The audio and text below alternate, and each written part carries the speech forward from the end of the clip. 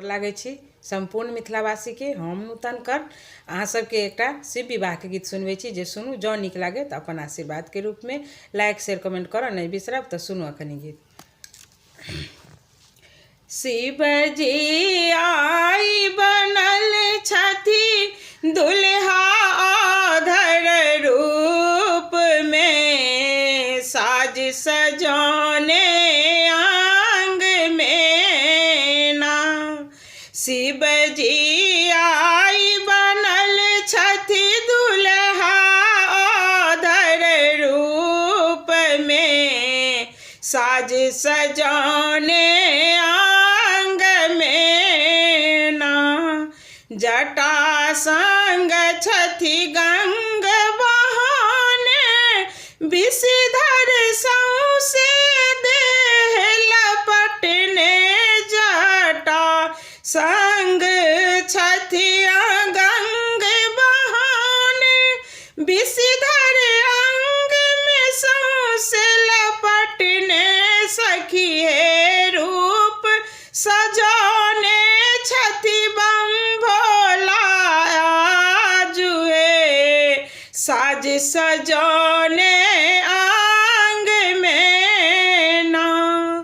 भूत प्रेत नाचै छथि संग में, बम बम गाल बजाने सब कोई। भूत प्रेत नाच छथिन संग में, बम बम गाल बजाने सब कोई। अंग अंग में भस्म रमाने आई गे, साज सजाने आंग में ना।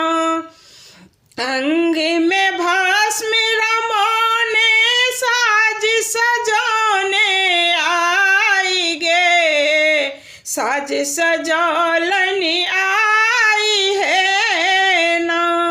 शिव जी आई बनल छथि दुल्हा आधर रूप में, साज सजाने आंग में ना। डिम डिम डमरू बाजी रहल छनि, बसहा नाथ लगाने ठार। डिम डिम डमरू बाजी रहल छनि, बसहा नाथ लगाने ठार।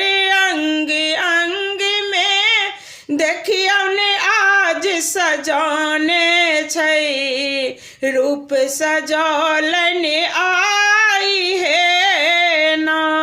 सखी है आई बनल छथि दुल्हा आधर रूप में, साज सजाने आंग में ना।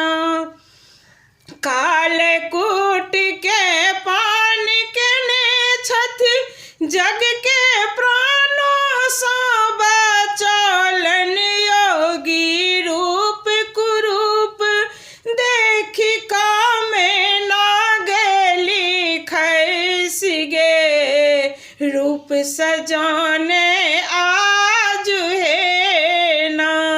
सखी है आई बनल छथि दुल्हा आधर रूप में, साज सजाने आंग में ना। बारक नंगटे नाच देखी को सखी सब नोर बहालन। राजू बारक नंगटे नाच देखी को सखी सब नोर बहालन। आजू तल बल सा जोगिया अछि जीतल, गौरी के मोन गे ध्यान लगाने आज गे ना। तन बन सा जोगिया अछि जीतल, गौरी के मोन गे ध्यान लगाने आज गे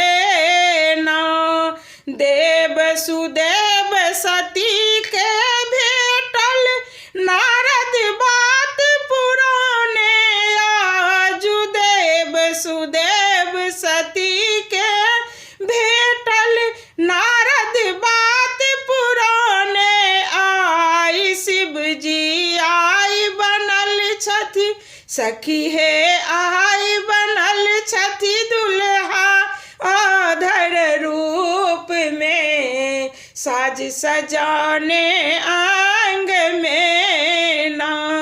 सखी है आई सजौलन रूप अपन अनूप है, साज सजाने